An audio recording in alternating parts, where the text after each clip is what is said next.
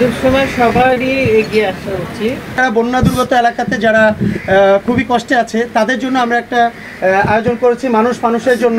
ইনশাল্লাহ আপনাদের সবার কাছে দোয়া চাই, আমাদের দেশের ভাই বোনদের জন্য দোয়া করবেন।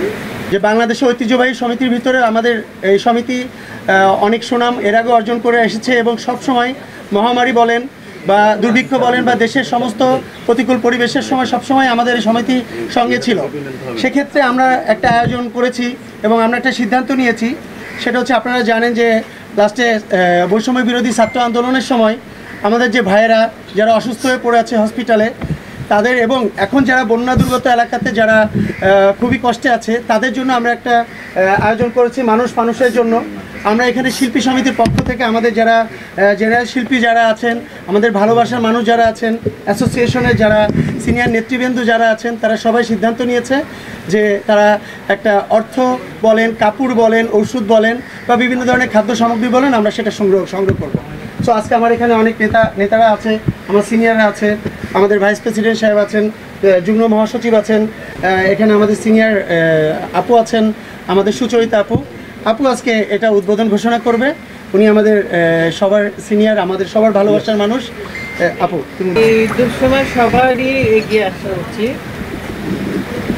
আমাদের অনেক ভাই বোন আজকে না খেয়ে আছে, মানে এগুলো বলার তো নাই কিছু। যারা অসুস্থ তাদের ভালো মতো চিকিৎসা হওয়া উচিত এবং আল্লাহর রহমতে তারা যেন ভালো সুস্থ হয়ে ওঠেন এবং এই দেশের দুরবস্থা যেন কাটে। এরপরে যেন আরেকটা মহামারী আসবে সেটা যেন না আসে, আমি আল্লাহর কাছে সেটা দোয়া করি, দোয়া চাই। কিন্তু তার জন্য আমরা প্রস্তুত আছি ইনশাল্লাহ। আমি থাকবো সব সময়, আমাদের সমিতি শিল্পী সমিতিও থাকবেন।